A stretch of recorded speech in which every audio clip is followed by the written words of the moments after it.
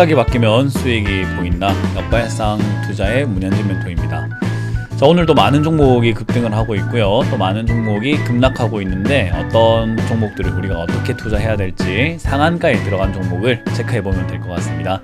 역시 2021년에도 여러분들과 함께 열심히 달려볼 테니까요. 새해 복 많이 받으시고요. 도움이 되신다면 좋아요와 구독 그리고 알람 설정까지 부탁드리겠습니다. 자, 그리고 제가 매주 화요일과 일요일에 무료 방송을 하고 있잖아요. 화요일 오후 7시 그리고 일요일 오후 2시에도 저희가 무료 방송하고 있기 때문에 실시간으로 많이 참여해 주신다면 여러분들께서 좋은 정보를 바로바로 알아가실 수 있기 때문에 참여 많이 부탁드리도록 하겠습니다. 자, 그럼 오늘도 어떤 기업들 올라갔는지 바로 체크해 볼 텐데, 먼저 시장부터 보면은 정말 셉니다. 2021년 한 해 시작이 좋다라는 생각이 드네요. 시작이 반이라고 하는데 시작이 정말 세네요. 2.3%로 2940포인트를 넘나들고 있습니다. 야, 제가 40대가 되기 전에 이 3000포인트 구경이나 할까 생각을 많이 했었는데 구경할 것 같기도 하다라는 생각이 드는 요즘인 것 같아요. 여기서 한 2%에서 3%만 이제 조금만 더 올라가면은 바로 이제는 고지입니다. 3000포인트 드디어 코스피 3000시대가 열리는 거죠.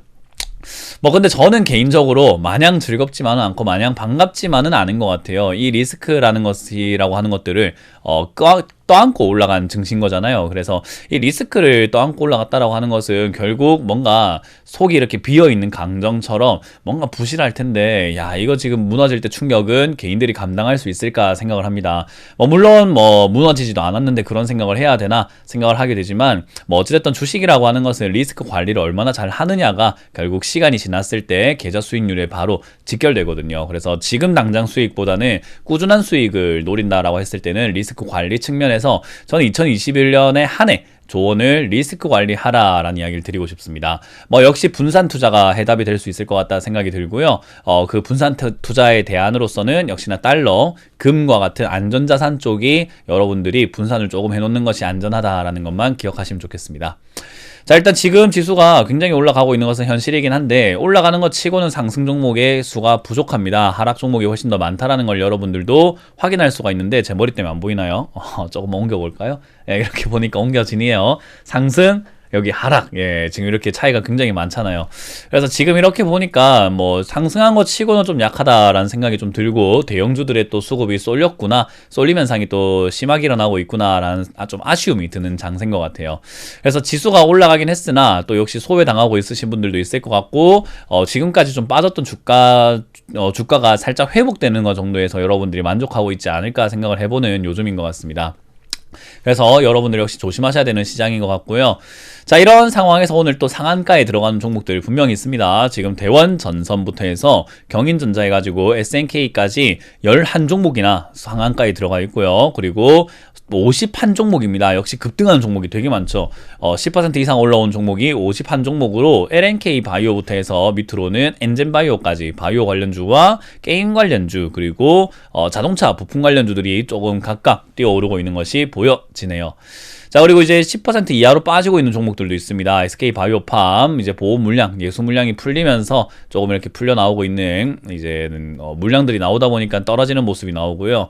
그리고 이제 제이웨이라든지 세미콘나이트 같이 이렇게 떨어지고 있는데 관리 종목들입니다. 이런 종목들, 관리 종목 붙어 있으면 하지 마세요. 이렇게 주황색으로 관리 딱지가 붙어 있다. 그 말은 이제 주가가 움직임이 심하다든지 아니면은 재무제표가 좀 좋지 않다든지 4년 연속 적자가 일어나고 있다든지 그런 기업들을 관리 종목 딱지를 딱 붙여놓기 때문에 개인 투자자분들, 초보자분들은 관리 종목 딱지, 환기 종목, 경고 종목 이런 거는 안 하시는 걸 추천드리겠습니다.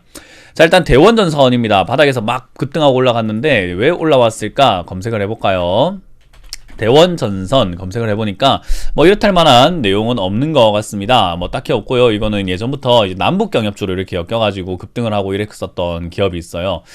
이게 왜 그 남북경협주로 움직이나 역시나 전선 케이블이겠죠. 그리고 해저 케이블이라든지 이런 것들에 연관이 되어 있다라고 보시면 되고요.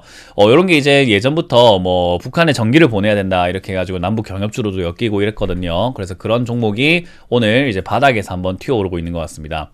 사실 대원전선뿐만 아니라 지금 저는 저는 개인적으로 남북 경협주들이 다시 뛰어오를 가능성이 저는 높다라고 평가를 하고 있거든요. 그래서 남북 경협주들을 여러분들이 좀 관심을 가져서 체크해 보시면 좋지 않을까.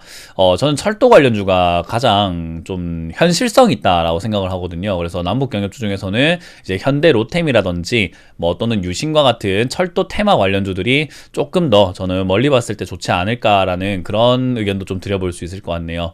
자, 어쨌든 대원전선 급등을 했는데 지금 당장은 이 급등했다가 한번 슈팅 나오고 바로 빠질 수 있습니다. 1600원에서 1800원 언저리까지 한번 슈팅 빵 나왔다가 빠질 수 있기 때문에 저는 내려갈 때 매수하는 것이 좋지, 지금은 들고 있던 분들 오래 고생하셨다면은 지금 타이밍에 매도를 한번 해보자, 좀 탈출을 한번 해보시는 것이 어떨까. 상승을 하더라도 계단식으로 올라가거나 빠졌다가 올라갈 수 있기 때문에 그 파동을 이용해보자라는 전략을 드려보도록 할게요.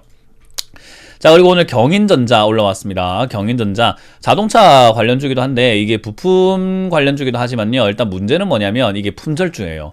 많은 분들이 모르시는 분들이 있는데, 품절주는 우리 그 예전에 제가 했던 것 중에서 잠깐만이라는 코너가 있었어요. 그 잠깐만이라는 코너에 품절주에 대해서 제가 자세하게 설명을 해놨는데요, 발행 주식 수가 150만 주밖에 되지 않습니다. 그 중에 50% 정도, 약 한 50만 주 정도가 묶여있는 종목이에요. 그래서 주식 수가 별로 없다라는 게 문제고요. 다행스럽게 적자가 흑자로 돌아서긴 했으나 주식수가 많이 없기 때문에 이렇게 급등락을 하게 됩니다. 급등도 하고 다음날 바로 급락하기도 하죠. 그래서 이런 사태가 있기 때문에 여러분들이 품절주 관련주를 투자하실 때는 저점에서 이렇게 잡으셨다고 하더라도요, 위쪽으로 튀어오를 때 빨리 매도하는 것이 좀 도움이 많이 돼요. 그래서 들고 가야지, 더 가야지 이렇게 생각하면 득이 되는 것보다는 독이 되는 경우가 많고, 고점에 괜히 잘못 매수하게 되면 급락 맞을 수 있으니까 이런 부품 관련주들이 움직인다는 것만 힌트를 얻고, 경인전자는 들고 계신 분들은 매도 의견 드리도록 하겠습니다. 자, 그리고 인포뱅크입니다. 인포뱅크는 자율주행 쪽이죠. 제가 자율주행 관련주 계속 지켜보라 라는 이야기 해드렸는데 이제 급등이 계속 나오고 있습니다. 그래서 자율주행 중에서도 이렇게 실적이 조금 기반이 됐던 인포뱅크가 지금은 급등하고 있는 모습이 나오네요. 역시 상한가에 들어간 종목을 체크해보니까 우리가 생각의 그 포인트를 자꾸 바꿔가니까 이런 종목들도 보이게 되는 거예요. 그래서 상한가에 이렇게 들어간 종목들을 체크하면은 여러분들이 어떤 투자해야 될지 답이 나오는데, 인포뱅크 올라갔다, 그럼 자율주행이 올라갔죠. 그럼 자율주행의 1차 테마가 올라갔기 때문에 2차 테마는 빅데이터입니다. 빅데이터랑 AI 관련주이기 때문에 역시 연관지어서 빅데이터와 AI 관련주로 여러분들이 시각을 좀 돌려놓으시는 게 어떨까라는 조언을 드릴 수 있는 것 같아요. 그래서 인포뱅크는 올라왔다고 따라 붙는다는 개념보다는 이제 여기서 파생될 만한 기업을 미리 잡아서 길목 지키기 매매가 맞다 생각이 드니까 올라올 때 잘 매도하셔가지고, 요 종목 이제 15,000원짜리가 신고가죠. 신고가 뚫으면은 신고가 영역으로 올라가게 됩니다. 그래서 15,000원 뚫으면은 보유, 뚫지 않으면은 저기서 비중을 축소하는 것이 좋다라는 조언을 드릴게요. 그리고 에이테크 솔루션입니다. 에이테크 솔루션도 자율주행입니다. 자율주행 테마 제가 계속 이야기했는데, 우리 역발상 투자 보셨던 분들이라고 한다면은 자율주행 테마가 왜 올라오는지 좀 감이 오실 겁니다. 지금 자율주행 테마는 미리 입질이 있었다라는 거죠. 그래서 자율주행 테마와 자동차 부품주 테마들이 좀 올라오고 있다라는 거. 에이테크 솔루션도 지금 이렇게 올라왔을 때 2018년의 고점이 15,000원짜리잖아요. 그래서 여기를 뚫고 올라가면은 2만원대까지도 한번 갈 수는 있으나 일단 너무 큰 욕심보다는 17,000원에서 18,000원 사이쯤에 매도하는 것이 옳다라는 조언을 드릴게요.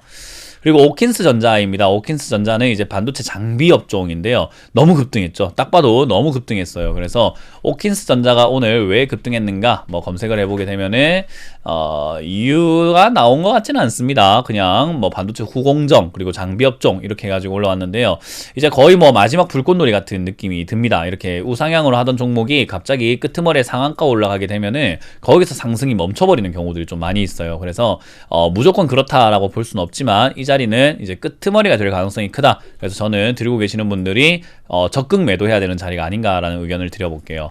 그리고 현우산업이라는 종목이 올라왔습니다. 현우산업.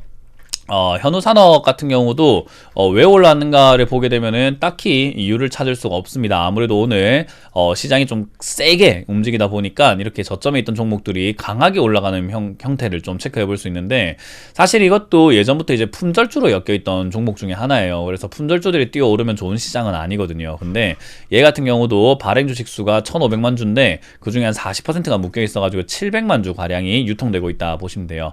그래서 어찌됐든 이게 전기차, 전자 공장, 뭐 LCD, OLED, 뭐 PCB 이런 쪽으로 다 연관되어 있다 보니까 재료가 좀 좋잖아요. 그래서 이제 바닥에서 아직까지는 이유를 찾을 수는 없지만 그래도 바닥에서 급등하는 형태가 나왔다. 그리고 전고점 언저리 4,700원짜리를 넘나들고 있다라는 것을 봤을 때 5,000원 이상 한번 시도해볼 가능성이 있으니까요. 보유하신 분들은 5,000원까지 보시되 그 외에 신규 접근은 하지 않는 것이 좋다는 조언 드릴게요. 자, 그리고 풍강입니다. 자동차 부품 관련주죠. 역시나 전기차 부품 LG화학에 공급한다 뭐 그런 이슈가 조금 부각이 되면서 급등했는데 사실 이것도 품절주에 해당되는 종목이어가지고 좋다라고 말씀드리긴 좀 힘들 것 같아요. 오늘 보니까 지금 벌써 여러분들이 이제 상한가 분석을 하다 보니까 오늘 급등한 종목들의 특징이 보입니다. 품절주, 이 세 글자 기억하세요. 품절주. 이 품절주가 급등하게 되면은 좋은 시장은 아니에요. 왜냐하면 품절주라고 하는 것은 그냥 돈이 많이 필요 없더라도 과한 매수세가 아니더라도 주가를 급등시켜 버릴 수 있기 때문에 이런 종목들은 급등시키기가 쉬워요. 그래서 때 아닌 급등을 많이 할 때가 있는데 상승을 하다 보면은 품절주들이 막 급등하고 있을 때가 보통 지수의 꼭지가 되어버리는 경우들이 좀 있습니다. 그래서 약간 이제 그런 위기가, 그런 이제 신호가 보이지 않나 생각을 하기 때문에 여러분들도 지수 약간은 꼭지가 될 수 있다는 거 기억하시면 되겠습니다. 어쨌든 3,000을 목전에 두고 있기 때문에 3,000은 터치할 것 같긴 한데 상승세가 계속 이어질 것 같지는 않다라는 거 좀 기억하시면 좋겠습니다. 자, 그리고 앞타바이오도 역시나 급등을 했습니다. 최근에 계속 올라오는 형태를 보여주다가 이제 오늘 앞타바이오 뭐 아주 강하게 이제 상승을 해가지고 딱 찍혀버렸는데 코로나 치료제 임상 신청을 했다라고 합니다. 그래서 이제 그게 이제 임상 기대 때문인데요. 몇 상인가 봤더니 2상입니다. 2상. 2상이라고 한다면은 3상 전이죠. 3상이 끝나야 우리가 출시가 되고 하는데 2상까지는 아직까지 시간이 좀 많이 걸려요. 근데 이제 그런 이슈가 아무래도 시장에 있어가지고는 호재로 받아들일 수밖에 없잖아요. 그래서 이제 그런 부분들이 상한가로 이끌긴 했지만 너무 섣부르다. 그래서 이것도 약간 거품 같기 때문에 저는 신고가 영역에 들어갔으니 저는 위쪽으로 한 65,000에서 8만원 정도까지는 올라갈 수 있다 생각이 드는데요. 그래도 너무 과한 욕심 내시는 것보다는 들고 계시는 분들 이상 소식에 너무 이렇게 눈이 멀지 마시고 저는 개인적으로 매도 의견 드리도록 할게요.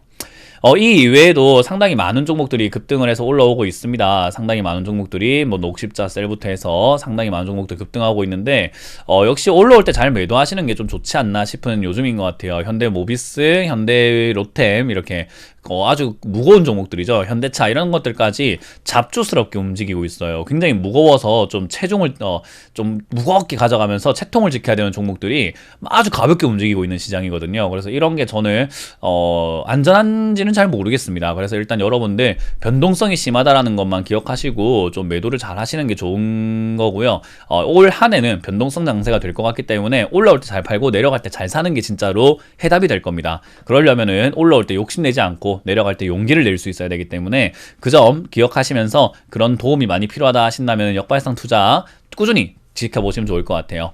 자, 오늘 역발상 투자에서 배울 수 있었던 것은 딱 보니까 품절주가 급등하고 있구나, 시장이 탄탄하지 않다라는 거 우리가 체크 한번 해보면 될 것 같고, 두 번째 포인트는 시장은 탄탄하지 않으나 일단 전반적으로 봤을 때 좀 자동차 부품주라든지 자율주행이 움직이고 있으니 AI 관련주나 빅데이터 관련주, 자율주행의 기반이 될 수 있는 그런 관련주에도 관심을 좀 가져보자라는 조언을 드려보겠습니다.